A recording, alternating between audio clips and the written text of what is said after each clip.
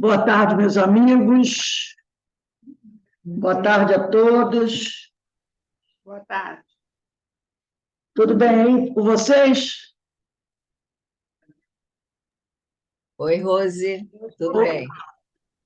Bastante calor aí? Muito, muito calor. Hoje eu estou vendo por aqui, a coisa está feia. Aqui também está 33 graus. Então, Isso, tá tá fraco, tá fraco, tá fraco. Aqui é 28. já está difícil, né? Denise, liga essas luzes aí para mim, por favor. Bota apagar na pinga, eu tô assim, Aqui está 33 graus. Aqui no Rio tem um problema agora de falta de luz constante. A Light acho que está em crise, não sei qual é o problema, toda hora falta luz. Caramba! muita gente no ar-condicionado. Sabe o que é? É muita gente, a Denise está falando aqui, no ar-condicionado. Então, Ventilador. ventilador ar-condicionado, bomba de piscina, Sobrecarrega, né? Sobrecarrega. sobrecarregando, aí já viu, né? Não é fácil, não. Bem, meus amigos, está chegando o nosso horário de sexta-feira, 3 de março de 2023. E nós estamos aqui hoje, nesse horário das 16 horas, para estudar essa obra, Obsessão e Desobsessão, de Sueli Caldas Schubert.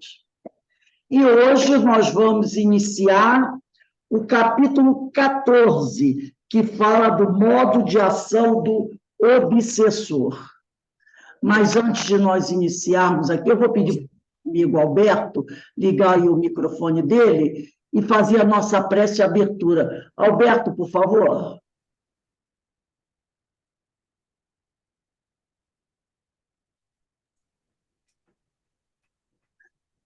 Ao início de nossos ciclos de estudo, sempre estamos a agradecer a Deus por esta oportunidade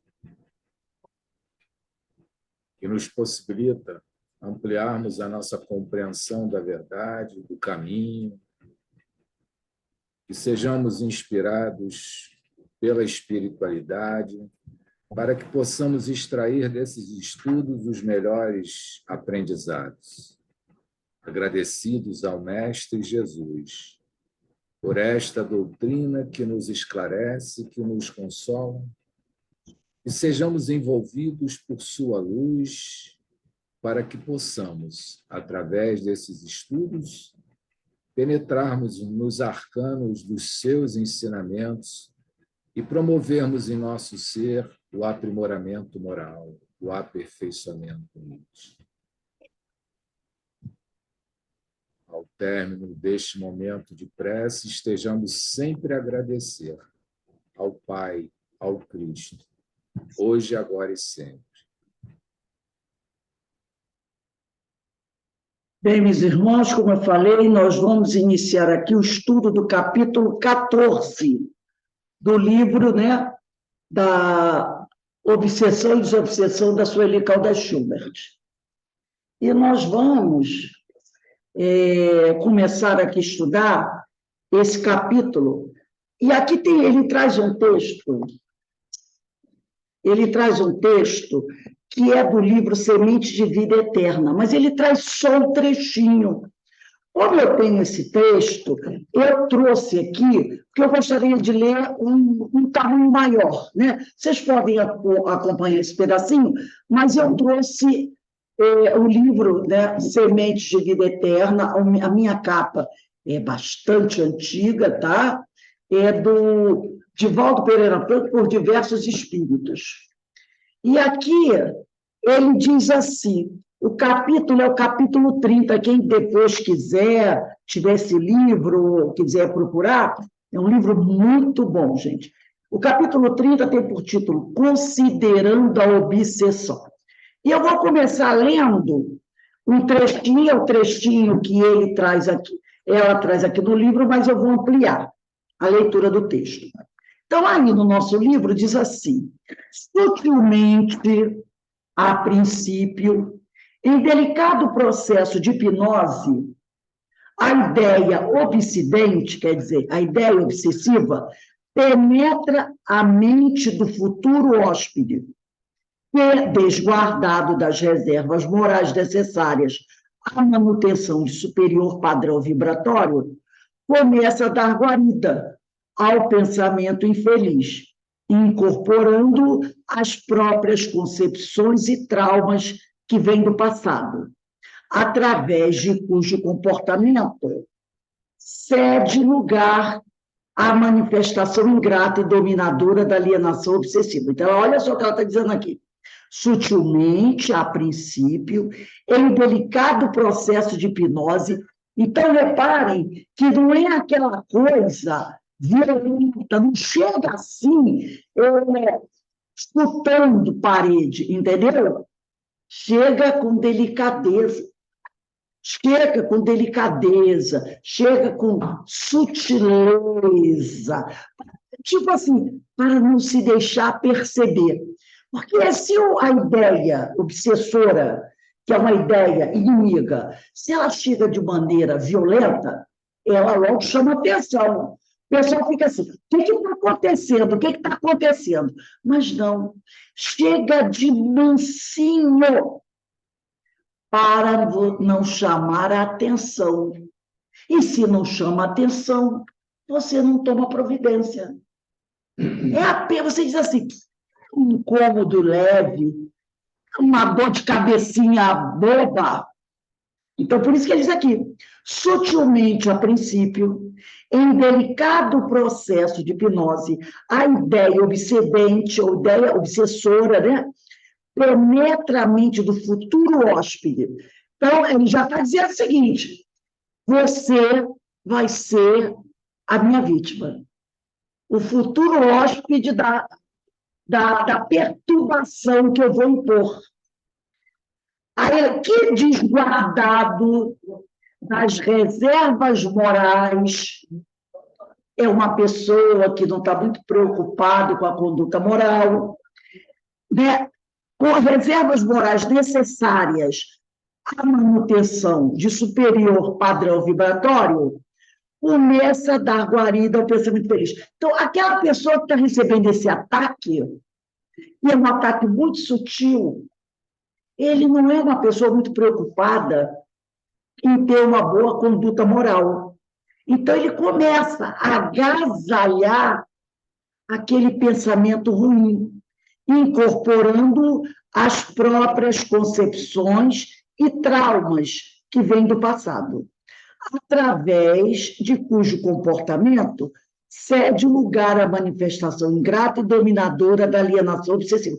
Então, aos poucos, a pessoa vai abraçando aquela ideia e mantendo essa ideia junto a ele. Aí, agora, eu peguei mais um pedacinho, tá? Que não está aí no livro, mas vamos prestar atenção. Vezes outras, através do processo da agressividade violenta, com que a indução obsessiva desorganiza os registros mentais da alma encarnada, produz-se o doloroso e lamentável domínio, que se transforma em subjugação de longo curso. Noutras oportunidades, inspirando sentimentos nefastos, latentes ou não no paciente desavisado, os desencarnados, em desdita, nele instalam o seu baixo teor vibratório, logrando produzir variadas distonias psíquicas e emocionais que o atormentam e o desgovernam, face à inditosa dependência em que passa a exaurir-se às expensas da vontade escravizante do hóspede que o encarcera e aflige. Pululam por toda parte os vinculados gravemente às entidades perturbadoras do mundo espiritual. Obsidiados desse modo, sim, somos quase todos nós em longo trânsito pelas faixas das fixações tormentosas do passado, donde vimos para as sintonias superiores que buscamos. Muito maior, portanto, do que se supõe, é o número dos que padecem de obsessões na Terra. Então, ela está dizendo que o número de obsidiados da Terra é um número muito grande. Às vezes, as pessoas nem percebem que são obsidiadas e passam uma vida toda sem perceber. Entendeu?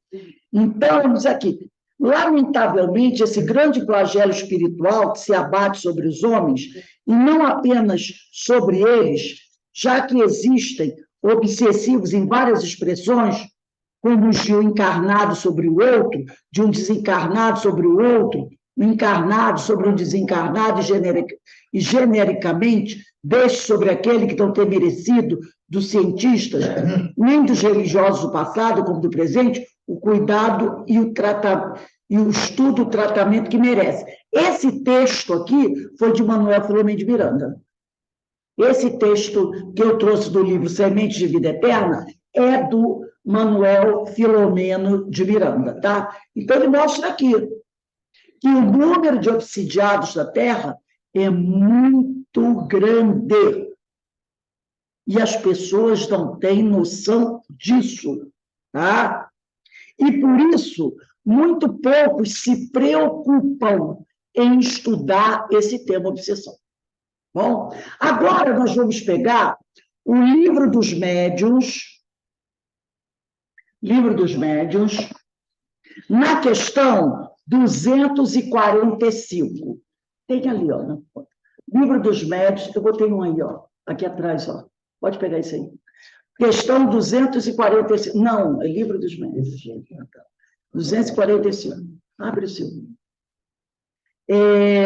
Lê para a gente, Carmen, o item 245. As causas da obsessão variam de acordo com o caráter do espírito. É, às vezes, uma vingança que este toma de um indivíduo de quem guarda queixas da sua vida presente ou do tempo de outra existência. Muitas vezes, também, não há mais do que o desejo de fazer mal.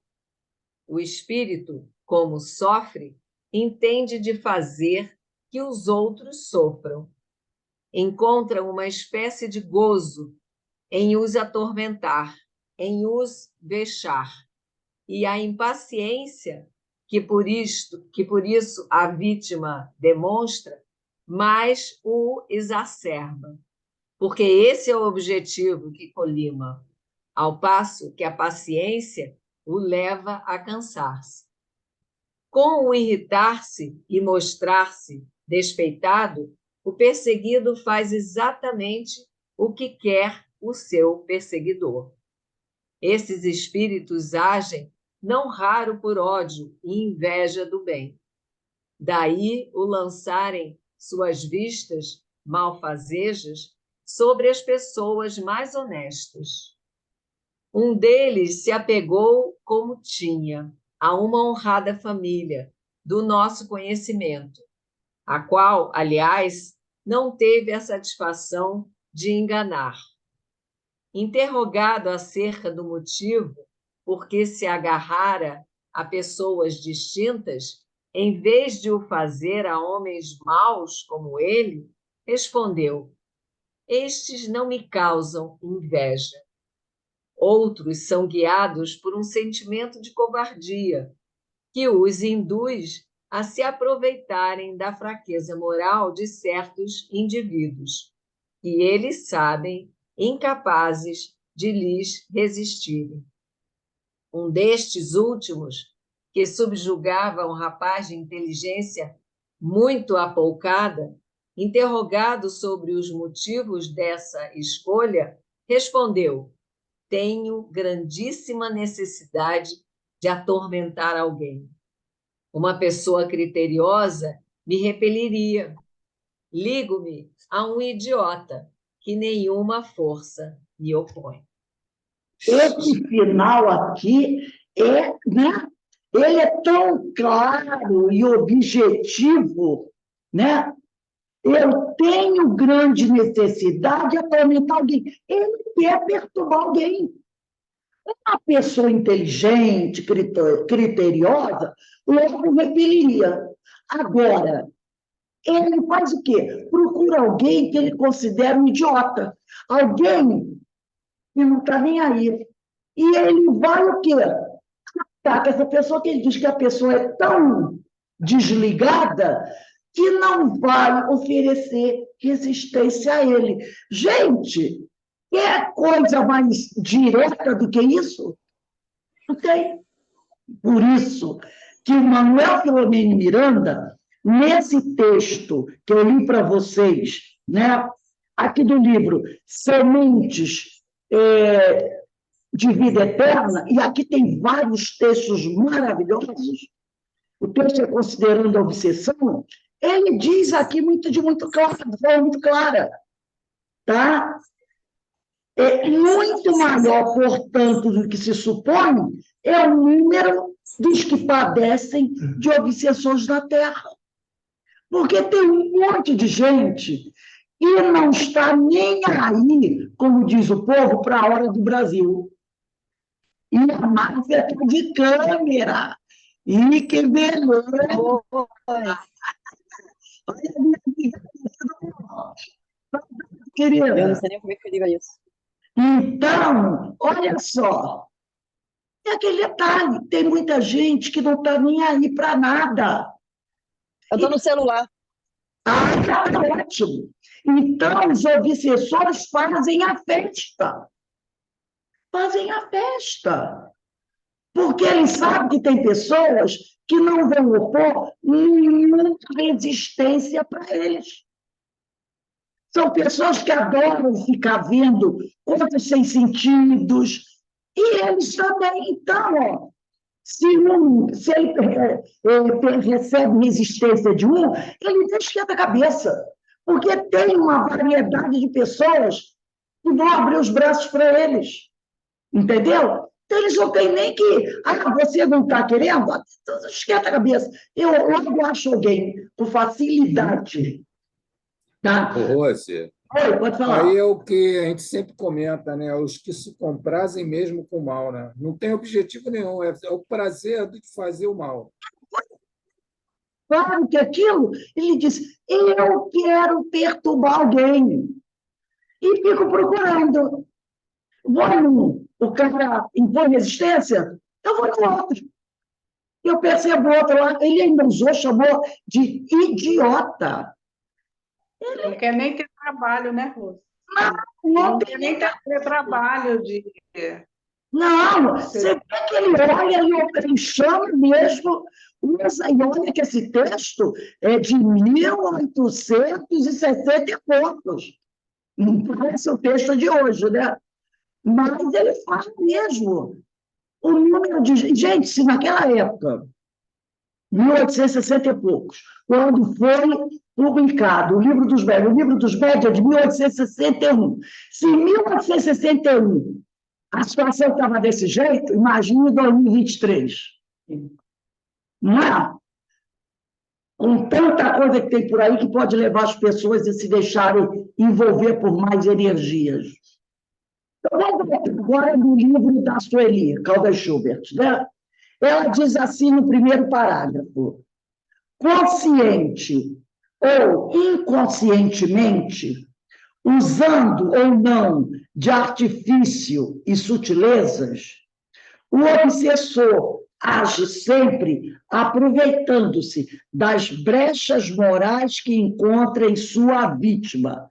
Então, ele age sempre assim, né?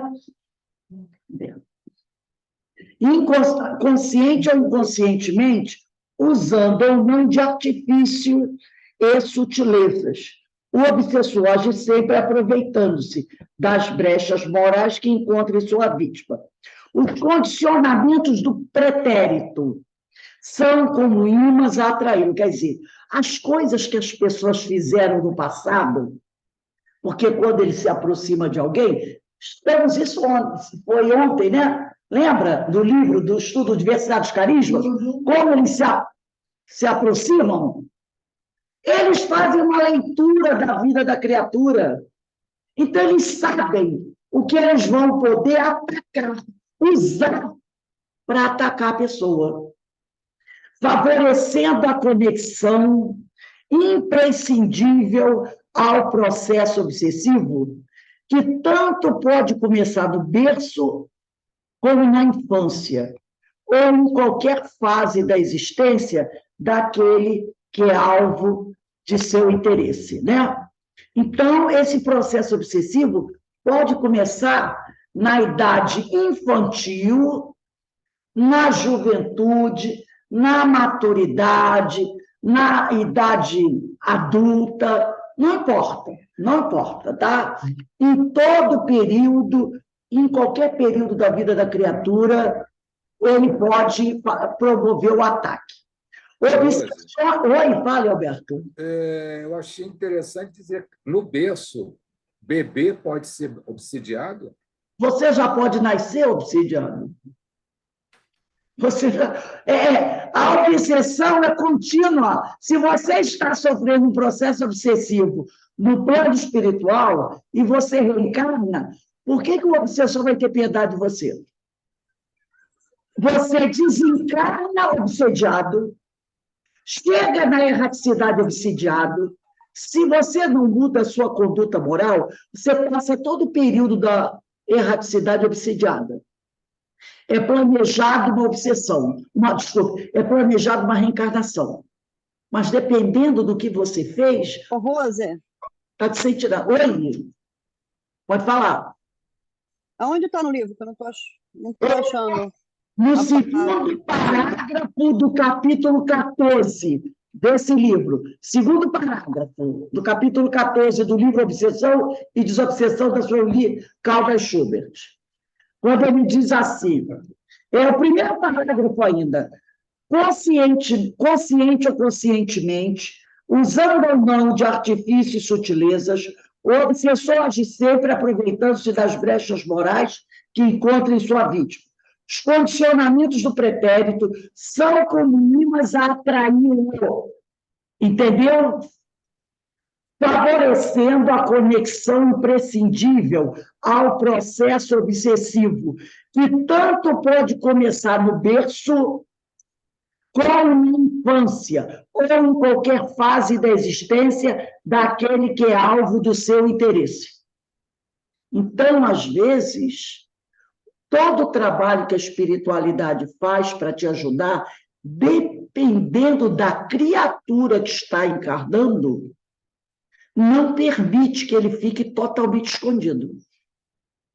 Porque o inconsciente dele está vivo, ele tem corpinho de bebê, mas o inconsciente, o espírito não é bebê. A energia que ele libera é muito forte, a ponto do seu adversário encontrá-lo. Rose, Oi, pode falar. na minha família aconteceu um caso com o bebê, com a minha irmã, ela era bebezinha, né? E quando a minha mãe aproximava dela, ela chorava e tinha mau cheiro. Era sempre assim. Aí a minha mãe levou para a rezadeira rezar, e ela disse que a menina estava com encosto. Aí encaminhou ela para um outro rezador que recebia uma entidade, a preta velha, aquela preto velha, aquela coisa toda. Aí foi feito um trabalho, né? E depois desse trabalho, nunca mais aconteceu isso. E a criança chorava muito. Vivia chorando, não dormia direito e tinha mau cheiro. Minha mãe aproximava da menina e sentia aquele mau cheiro. Depois que rezou, fez tudo isso, desapareceu tudo. Eu acredito que era isso, né? Sim, nós já vimos na literatura, nas obras de André Luiz de Filomeno de Miranda, falando sobre essas obsessões. O espírito, às vezes, aquela criatura... Vamos imaginar aqui, tá? Vamos imaginar que essa criança tenha sido um terrível nazista. Um desses que lá não foi tão longe assim, né, gente? 1944, 1943, uns 80 anos atrás, fez experiências terríveis com crianças, com adultos. E isso está muito bem registrado nos nossos livros de história. não é? Nós ainda temos pessoas vivas que foram torturadas no campo de concentração. Eu vi há um tempo atrás um vídeo de uma senhora que ela era gêmea. E ela e a irmã foram parar num campo de concentração nazista. E elas sofreram passaram por experiências. Um médico, que não vale nem a pena dizer o nome dele, todo mundo sabe quem é, né? Não vale nem a pena lembrar o nome dele, ele fez várias experiências com ela e com a irmã. Só que a irmã não sobreviveu. A irmã dela morreu no campo de concentração. Ela sobreviveu. Ele fazia experiências com anões. Tem uma família que ainda tem um ou outro que está vivo. Eram uns 8 ou 9 irmãos, todos anões. Eles eram artistas de circo. E eles eram anões, né? Eles foram todos presos. Todos foram utilizados em experiências. Dessa família de 8, acho que só 1 ou 2 sobreviveram. Foram experiências terríveis que esses irmãos sofreram nas mãos desta criatura, tá? Que morreu, inclusive, aqui no Brasil, essa criatura aí. E esse nós podemos dizer um grande infeliz. Não é infeliz querendo ofendê-lo, não. É o infeliz mesmo. Né? Infeliz, não é infeliz de eu estou xingando ele, não. Ele é infeliz. Porque o que ele vai ter que fazer para reparar todo esse é um infeliz. E eles sofreram. Agora, imagina quantos esse cidadão, esse nosso irmão, é nosso irmão, porque ele é o filho de Deus, fez de adversários e inimigos. Será que todos aqueles a quem ele torturou, aqueles que ele matou, o perdoaram? Será que todos foram suas vítimas? Eram espíritos de coração, sabe, desprendido, e que o perdoaram? Eu acredito que não. Porque muitos sofreram tanto, e essa dor pode não ter sido, assim, facilmente vencida, esquecida, não é? Então, esse companheiro aí, se reencarnou, vai reencarnar, não sei, pode ser uma criança que nasça com essa dificuldade, já no processo obsessivo da infância. Entendeu? E a gente não sabe. Não sabe, de repente, pode ser que ele nasça até bem, depois venha enfrentar as dificuldades. Mas pode ser também que já desde o berço ele sofra uma perseguição dos adversários. A minha mãe Entendeu? conta, minha avó conta que minha mãe chorou 3 meses direto quando nasceu. Minha avó não tinha entendimento ainda do espiritismo, essas coisas. Uhum. Enquanto ela não levou a minha mãe para rezar, É porque naquela época, né, tinham as rezadeiras, É verdade. que eram médiums, essas rezadeiras, né? Então, não é de surpreender que o processo obsessivo, às vezes, inicie no berço. Em criança, nós já soubemos de vários casos, né? Você vê casos de crianças fazendo coisas com 8, 9 anos, que você fica, né? Crianças que às vezes já traz aquele instinto da maldade com ela e que matam mesmo, às vezes, outras crianças, ou matam até os pais. A gente não vê isso na página policial. Então, lembrando sempre que ele está no corpo infantil, aquele espírito, mas ele não é infantil, já é um espírito com muita estrada no meio das costas, né? Já caminhou muita estrada, já percorreu muitos caminhos, mas ele tem o direito à reencarnação, como uma nova oportunidade de reparar os seus erros. Se ele vai conseguir, a gente não sabe, não é? Mas ele tem esse direito. E aqui a Sueli continua dizendo assim: obsessões existem e apenas dão prosseguimento na Terra, olha aí, a obsessão existente no plano espiritual. Então, está dizendo que tem obsessões aqui que é uma continuação da obsessão que o indivíduo já está passando no plano espiritual. Há casos em grande número em que a ação do verdugo espiritual tem início em determinada época, apresentando-se de maneira declarada, ostensiva ou de um modo sutil, quase imperceptível, que vai num crescendo até o ponto em que se caracteriza perfeitamente o problema. Agindo na surdina, o obsessor se utiliza de todos os recursos ao seu alcance. Sabe que o domínio que exerce sobre a sua vítima tem a sua razão, suas raízes, nos dramas do passado em que ambos se enredaram, gerando compromissos de parte a parte. Sente mesmo que não tenha cultura instintivamente que poderá interferir com o seu pensamento na mente daquele a quem persegue. Então, olha só, sente mesmo que não tenha cultura instintivamente que poderá interferir com o seu pensamento na mente daquele a quem persegue.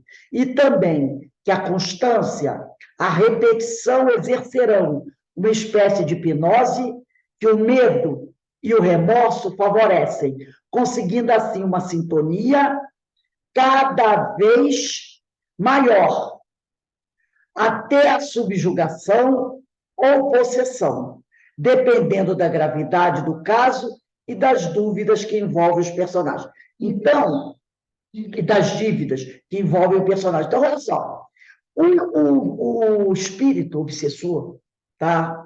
Mesmo que ele não tenha conhecimento da técnica da obsessão, tá? Ele sente instintivamente o que ele pode fazer. Porque tem uns que conhecem toda a dinâmica do processo obsessivo. São aqueles chamados magos, especialistas, né? Que já estão nesse processo há muito tempo. São os grandes técnicos. Esses fazem com a maior tranquilidade. São até contratados por outros para fazer. A gente sabe disso. Agora, tem aqueles que não têm esse conhecimento técnico, mas eles sentem, tá, instintivamente, que eles podem interferir com o seu pensamento na mente daquele a quem ele quer perseguir e dominar. Então, ele começa fazendo aquela constância, né? Aquela repetição, aquela hipnose repetida ali.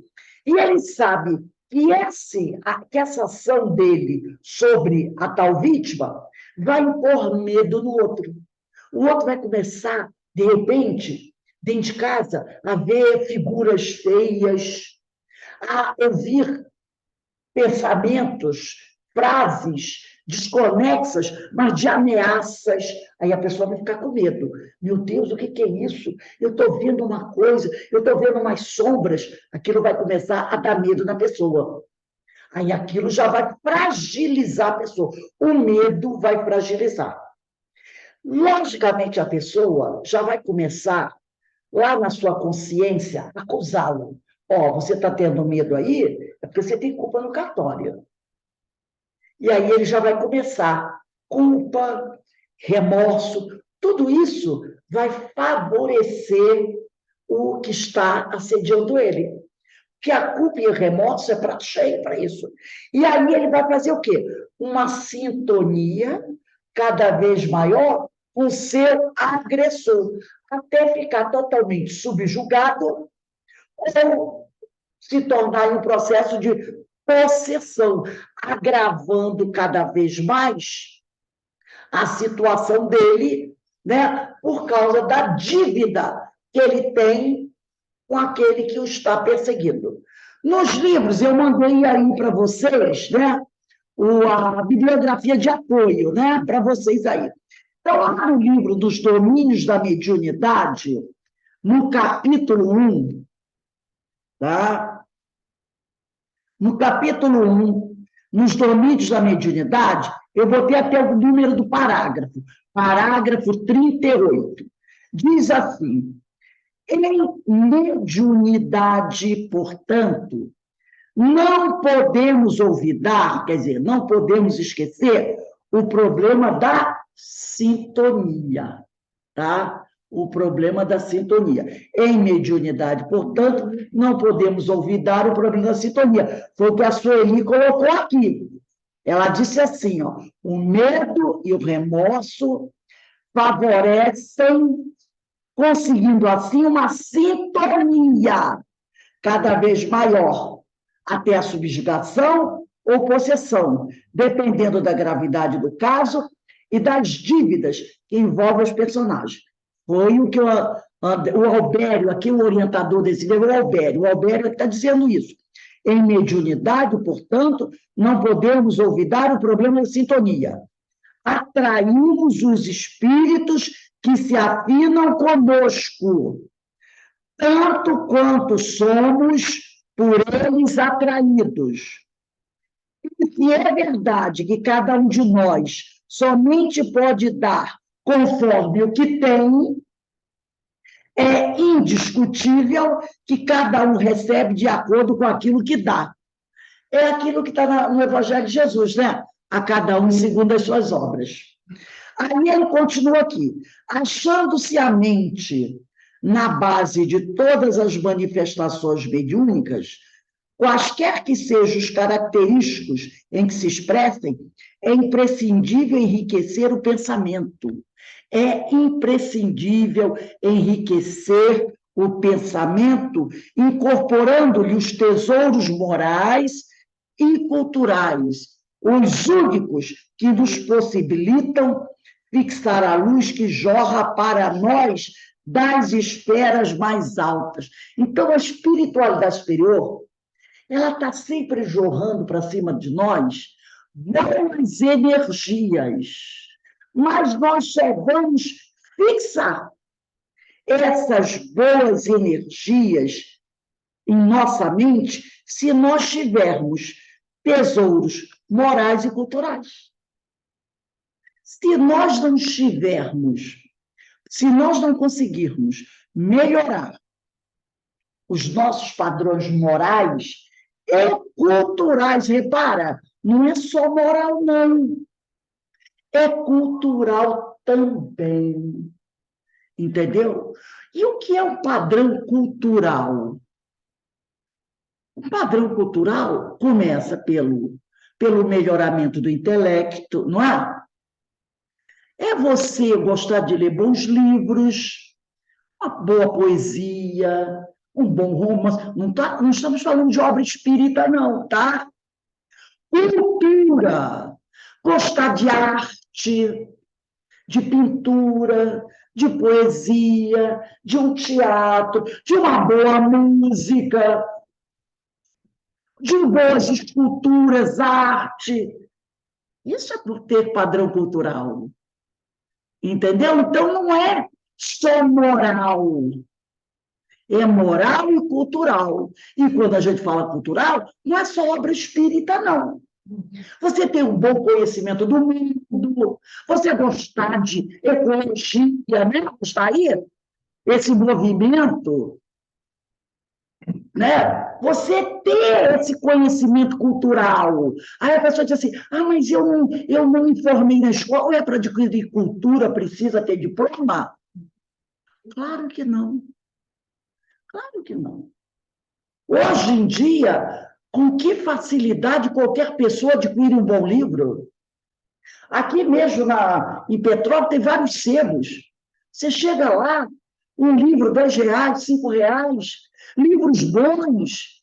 José Mário Vasconcelos, Érico Veríssimo, né? Quantos livros? Manuel Bandeira. Quantos livros você pode conseguir? Castro Alves. A literatura brasileira. Tudo bem, não estou puxando a sardinha para o nosso lado, não, mas é uma das melhores literaturas, gente. Nós temos escritores maravilhosos. Maravilhosos. Escritores do século XIX, do século XX. Gente, né? O Érico Veríssimo tem literatura para adultos e para crianças. Alguém já ouviu falar do livro Os Três Porquinhos Pobres? É de Érico Veríssimo. É uma coleção de livros para criança. Eram engraçadíssimos. Os Três Porquinhos Pobres. Porque tem os Três Porquinhos, que é, se eu não me engano, é europeu, né? Mas o Érico Veríssimo escreveu Os Três Porquinhos Pobres. É ótimo para criança. Né? Ruth Rocha, Ana Maria Machado, né? Do Púlpit, o Fantasminha, o Cris da Cunha. Gente, nós temos escritores maravilhosos. Essa de Queiroz, Machado de Assis, tudo bem que essa de Queiroz é português, mas né, nós temos aqui Machado de Assis, que eu considero, para mim, é o melhor escritor da língua portuguesa, Machado de Assis. É maravilhoso, gente. Então, isso é cultura. Isso é cultura. E tem os mais... Né? Tem os mais recentes também, para jovens, coisas muito boas. Então, gente, é o que ele diz aqui, né? Quando ele diz aqui, é imprescindível enriquecer o pensamento, incorporando-lhe os tesouros morais e culturais, os únicos que nos possibilitam fixar-nos e jorra para nós das esferas mais altas através dos gênios, da sabedoria e do amor que supervisionam nossas experiências. Então, as energias boas, elas vêm. Mas você fixa essas energias? Não. Então, elas se perdem. Ou outros vão para outros aproveitarem. Aí ele diz assim, olha que lição que Albério está trazendo para a gente. Perceberam acertadamente aqueles que compararam nosso mundo mental a um espelho. Refletimos as imagens que nos cercam e arremessamos na direção dos outros as imagens que criamos. Gente, esse primeiro capítulo do livro, Nos Domínios da Mediunidade, se chama... É o primeiro capítulo aqui, deixa eu ver aqui... Ele é maravilhoso. Esse livro todo é maravilhoso. Estudando a Mediunidade, capítulo 1 do livro dos Domínios da Mediunidade. Eu comecei a ler o parágrafo 38º, mas todo parágrafo é maravilhoso. Aí ele diz assim, e como não podemos fugir ao imperativo da atração, sintonia, ninguém foge. Somente retrataremos a claridade e a beleza se instalarmos a beleza e a claridade no espelho de nossa vida íntima. Somente retrataremos a claridade e a beleza se instalarmos a beleza e a claridade do espelho de nossa vida íntima. Novamente, está lá no Evangelho, né? Você só pode dar aquilo que você tem. Você só pode dar aquilo que você tem. Ai, eu queria tanto refletir uma luz maravilhosa. Você tem essa luz. Aí diz Joana naquele livro Messe de Amor. Você só pode estar onde seus pés te levaram. Você só pode estar onde seus pés te levaram. Se teus pés não te levaram até lá, como é que você vai querer estar lá? Né? Então, gente, esse livro... Nos Domínios da Mediunidade, tá? De Francisco Cândido Xavier, pelo Espírito, de André Luiz, é maravilhoso. É um livro que todo médium precisa estudar. Não é ler, não. Estudar nos domínios da mediunidade. Médium que ainda não estudou esse livro, está devendo. E como todos nós somos médicos. Nós já estudamos esse livro 2 vezes. Eu dei esse curso, acho que com esse livro 2 vezes lá no CEOI, no estudo de André Luiz, que era toda terça-feira, né, às 5h. Então, esse livro precisa ser estudado por nós médios. Vamos voltar aqui na Sueli Caldas Schubert. Nem sempre, porém, a ação do obsessor é fria e calculista. Nem sempre ele age com premeditação e com requinte de crueldade. Há obsessões, sim, que apresentam essas características, mas nem todas. Existem aquelas outras, cadê? Papai, eu me perdi aqui. Em que o algoz atua como que enlouquecido pela dor, pela angústia e pelos sofrimentos, né? Então, às vezes, é aquela coisa, né? Não tem condições de raciocinar com clareza e sofre até mais que o obsidiado. Sua ação é desordenada e refletida, e ele sabe apenas que deve ou tem de pedir contas ou se vingar daquele que o tornou infeliz. Não tem noção de tempo, de lugar, às vezes esqueceu-se do próprio nome, ensandecido pelas torturas que o vitimaram. Isso a gente vê muito na reunião mediúnica. Às vezes o companheiro chega ali, numa situação de muito desespero, né? Eu, às vezes, para ter uma ideia da situação dele, eu, às vezes, perguntava para ele o nome. Por quê? Porque o nome também é uma coisa interessante. Às vezes, quando você pergunta ao espírito o nome dele, você personaliza. Entendeu? Você personaliza. Ele se sente não mais tão perdido, porque você pergunta, eu ali, já fazendo uma conversa com você disse, meu nome é Rose. Você se apresentou. Qual o seu nome? Se ele está indo bem na conversa, aí ele diz, meu nome é Rafael. Pronto, você estabeleceu um vínculo. Não ficou só naquela, meu irmão, sabe? Naquela coisa distante. Você criou uma intimidade ali, de repente. Meu nome é Rose, seu nome. Criou uma intimidade, ele se sente mais à vontade para conversar. Mas tem outros que, quando você pergunta, ele fica parado assim, eu não lembro mais. Eu não lembro mais. Ele está tão envolvido por aquela situação, aquela dificuldade toda, que ele já esqueceu até quem ele é. Nem o nome mais dele ele sabe, nem a personalidade dele, ele tem mais noção. Porque personalidade, lembra que eu estava falando com vocês que eu comprei aquele livro do Dr. Hernani? E o Dr. Hernani, um garotinho de 10 anos, fez uma pergunta para ele, e ele vai falar sobre personalidade. E ele diz, gente, personalidade é a pessoa. A personalidade se divide em 2 coisas. Ela se divide no campo mental e no campo físico. Personalidade tem corpo físico e mente. Entendeu? Então, ele fala, personalidade se classifica em 2 coisas. Campo físico e campo mental.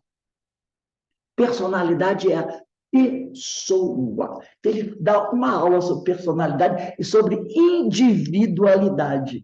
Eu estava lendo ontem à noite, aí eu me lembrei disso aqui. Então, quando você pede o nome dele, ele lembra da personalidade e ele vai falar da situação dele. Mas tem uns que não, se perderam totalmente. É isso aqui que ela está dizendo, tá? Sua ação é irrefletida, ele sabe apenas que deve ou tem de pedir contas ou se vingar daquele que o tornou infeliz. Não tem noção de tempo, de lugar. Às vezes, esqueceu-se do próprio nome, ensandecido pelas torturas que vitimaram.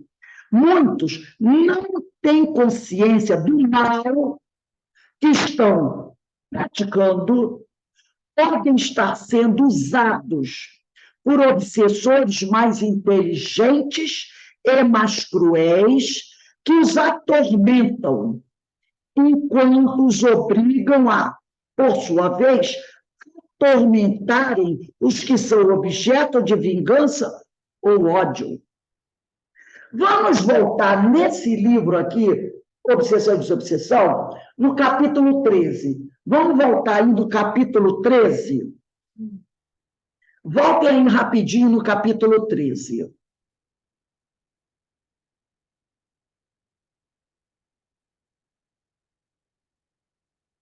O meu livro, como esse de capa azul, é página 86. Lá no capítulo 13, tem um parágrafo. Quem bota dá, tem um parágrafo aí, deixa eu ver aqui. Volta à última página do capítulo 13. Aí volta em uma folha e meia. Na última página do capítulo 13, volta uma folha e meia, procura um parágrafo que diz assim: existem obsessores. Acharam? Aí diz assim: existem obsessores. Vocês voltaram uma página e meia do final do capítulo 13.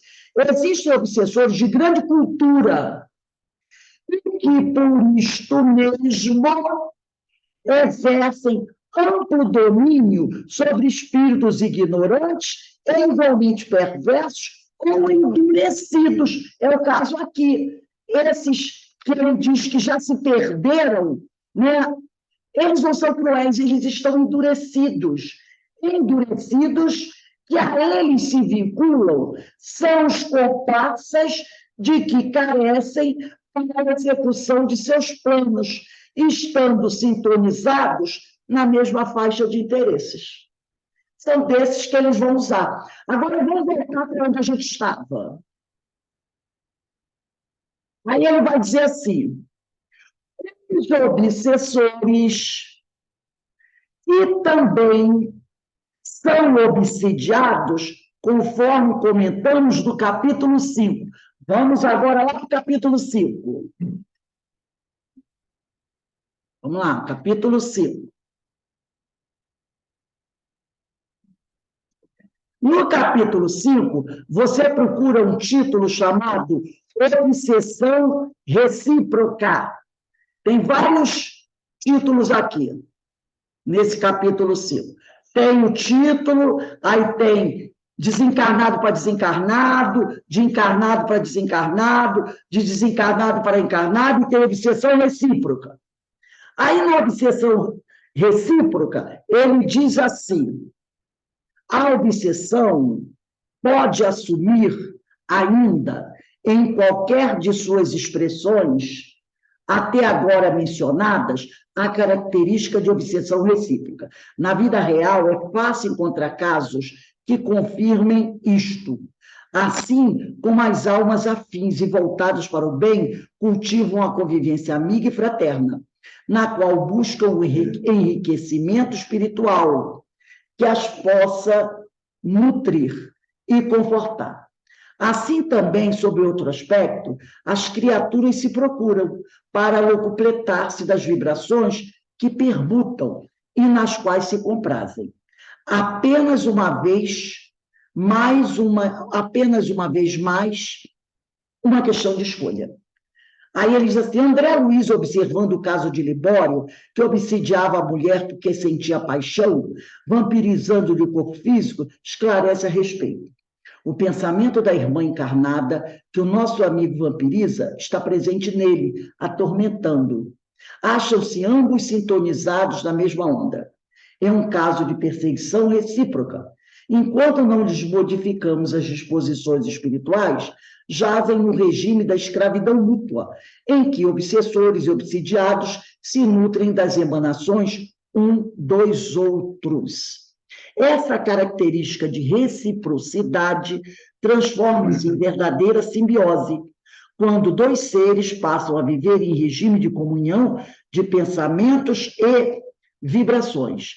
Isso ocorre até mesmo entre os encarnados, que se unem através do amor desequilibrado. A gente cansa de ver isso, né? Mantendo um relacionamento enervante. A gente não vê isso? Casais que vivem junto ali, naquela relação doentia. Você tenta ajudar, mas não adianta. Aquilo acaba te dizendo, meu Deus, como é que a pessoa pode viver de forma tão desequilibrada, né? Vamos pular um parágrafo aí. Aí diz assim, não raro encontramos em nossas reuniões casos de obsidiados que estão sendo tratados e que afirmam desejar livrar-se do jugo do obsessor. Quando este, entretanto, comunica-se, gaba-se de que o encarnado chama insistentemente e diz precisar dele, obsessor, não se podendo separar, pois necessitam um do outro. Alguns chegam mesmo a proclamar que entre ambos existe paixão, razão pela qual têm de permanecer juntos. Se o encarnado diz que pretende libertar-se, isto se deve ao fato de que, fisicamente, ele sofre com tal situação.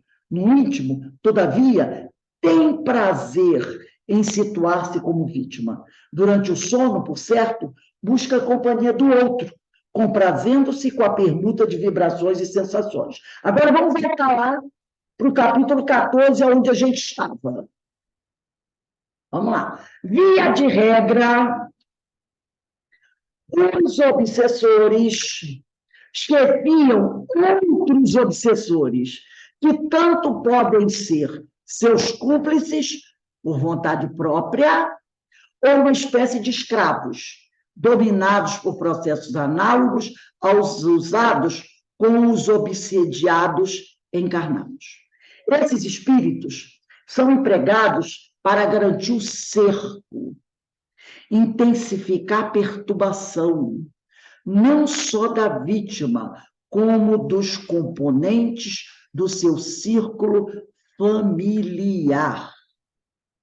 Olha só que problema. Permanecem ao lado destes, acompanham-lhe os passos, vigiam-lhe os movimentos e têm a incumbência de ocasionar-lhes problemas, mal-estar, confusões, o que conseguirão, desde que a criatura visada não se defenda, né?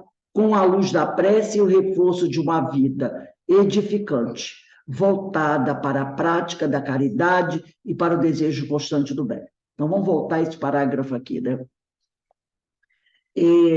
Nos casos mais graves, eles se utilizam desses que eles chamam de ovoides, né? Então, não vou voltar aqui o parágrafo. Esses espíritos são empregados para esses que eles chamam de escravos, né? Porque ele disse antes, via de regra, os obsessores chefiam outros obsessores, que tanto podem ser seus cúmplices por vontade própria, não, eu estou aqui para colaborar, né? Ou uma espécie de escravos, dominados por processos análogos semelhantes, usados por obsidiados encarnados. Então, ele aqui vai tratar, né, você vê que ele vai usar esses outros como escravos. Alguns são cúmplices por vontade própria, outros não. Eles pegam aqueles espíritos bem perturbados, muito perturbados. Esses que ele falou já estão totalmente endurecidos, com a mente cristalizada, e vão usar como escravos, tá? Então, esses espíritos são empregados para garantir o cerco, intensificar a perturbação, não só da vítima, como da família. Veja só como é o negócio. Então, aí não é só mais um elemento que vai ser obsediado. Eles vão ampliar o cerco para toda a família. E se tiver uma família muito equilibrada, só aquele desequilibrado, eles vão procurar tentar ajudar aquele. Exatamente. Agora, se desequilibrar, Exatamente. Eles visam desequilibrar a família toda. deixam todos doentes. Então, eles vão trazer esses espíritos de mente cristalizada e vão colocar em volta da casa ou dentro da casa, fazendo um cerco, vigiando, para que ninguém ali procure ou consiga ajuda. Aí, ele diz aqui, ó, permanecem ao lado destes. Então, ele bota ali os escravos ao lado dos elementos que fazem parte daquela família, acompanhando os passos. Vai para o trabalho, vai junto. Entendeu? Para onde for, vai junto. Acompanhe os passos, vigiam os movimentos. Não é assim que os marginais fazem?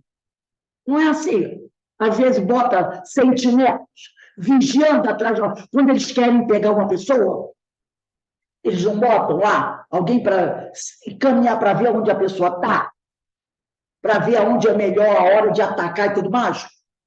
Eles fazem isso, né? Vigiam os movimentos e têm a incumbência, esses escravos, de ocasionar os problemas, mal-estar, confusões, o que conseguirão, desde que a criatura visada não se defenda com a luz da prece e o reforço de uma vida edificante. Lembra que nós estudamos aqui na página anterior, quando nós falamos que os amigos espirituais ficam constantemente jogando sobre nós pelas energias, mas que nós, para fixarmos essas boas energias, precisamos melhorar a nossa conduta moral e ampliar o nosso nível cultural, não é? E passando pela prece também, é claro, como ele está dizendo aqui. Se a pessoa não se defende com o recurso da luz da prece, né? E o reforço de uma vida edificante, voltada para a prática da caridade e para o desejo constante do bem, vai cair nas mãos dele. E ele depois vai dizer aqui, nos casos mais graves, esses obsessores, porque aí já é um trabalho realizado por magos, é um trabalho realizado por técnicos da obsessão. E como disse o doutor Hernani Guimarães ontem, no livro, ontem eu li no livro dele, ele fala de coisas que muita gente dentro do movimento espírita diz que é fantasia, ele diz, muitos desses são trabalhos de magia negra. Tá? Ele fala, são trabalhos de magia negra, que são realizados por esses grandes magos, essas grandes mentes voltadas para o mal na espiritualidade. Aí a pessoa vai dizer, mas o amigo espiritual vai deixar? Ué, mas olha o que ele falou aqui. Caso a criatura visada, porque se ela está sendo visada, culpa ela tem no cartório, não tem? Caso ela não busque a luz da prece e o reforço de uma vida edificante, voltada para a prática de caridade, para o desejo constante do bem, ele diz aqui, ó, eles conseguirão o intento deles. Cabe a você se defender do mal. Né? E eles vão se utilizar dos ovoides, que nós vamos estudar semana que vem dos ovoides, que são esses seres com as mentes cristalizadas para a vampirização, o que resulta numa questão bastante dolorosa e complexa de ser solucionada. Porque quando você tem um ovoide colocado junto a você para vampirizá-lo, deixou de ser obsessão simples. Deixou de ser obsessão simples. Tá? já não é mais uma obsessão simples. É coisa muito além. É coisa muito pesada. Não é mais uma dor de cabecinha assim. É coisa pesada. Alguém gostaria de perguntar alguma coisa? Ou falar alguma coisa? Rose, Vale? Rose. Pode falar, amiga. Então, você falou sobre os magos. Isso está no livro da Legião. Não sei se você já leu. É o Olhar sobre o Reino das Sombras. Fala muito sobre os magos. Não, ainda não li, não. Mas o André Luiz, o Manuel Filomeno de Miranda, Tony Caldas Schubert, todos eles falam, né? Eles comentam sobre os magos das trevas, os técnicos, os grandes. Eles são muito inteligentes e muito perigosos. Porque para ser um mago das trevas, não pode ser qualquer um. Tem que ser alguém Não. inteligente, mas que usa a sua inteligência para o mal. É claro que depois ele vai ter que responder sobre isso, né? Quem já leu aquele livro do Dr. Bezerra de Menezes, Dramas da Obsessão, fala sobre um desses aí. Se eu não me engano, é Teofratos, não é? O nome dele. Quem leu já o livro desse Dr. Bezerra? É pela Ivone Pereira, né? Dona Ivone Pereira, Dramas da Obsessão, do Dr. Bezerra de Menezes, ele fala sobre esses espíritos, assim, sobre esses livros. Semana que vem, gente... Nesse livro também fala sobre o... Pode falar. Márcia. Ele fala também... Oi, tá me ouvindo? Tô. Eles falam também do papel dos preto velho, dos Exus. Sim, sim. Engloba tudo. Então, nós temos que conhecer. Tem muita gente que sai, isso é besteira, falar de magia negra, isso é besteira. Não, são as técnicas, manipulação de fluido. Tudo é manipulação de fluido, tá?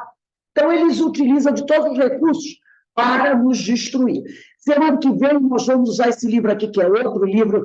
São, olha, dois grandes, esse aqui, Dramas da Obsessão. Eu até mandei hoje, mas não deu para a gente pegar. Esse livro aqui, Dramas da Obsessão, o Manuel Filomeno de Miranda também fala sobre esses grandes feiticeiros do além, né?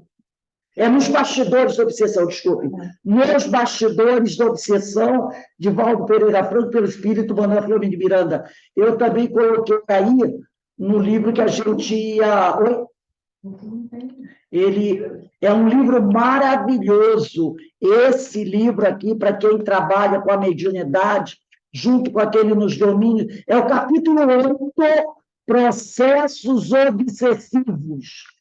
É um livro maravilhoso também, do Manuel Filomeno de Miranda, com esse Nos Domínios da Mediunidade. Esses dois livros, médiuns precisam estudar e conhecer.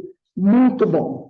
Então, gente, nós vamos encerrando aqui. Quando fosse 5h20, 5h25, nós vamos ao livro Parábolas e Ensinos de Jesus. Nós estamos estudando a parábola do rico e do Lázaro, né?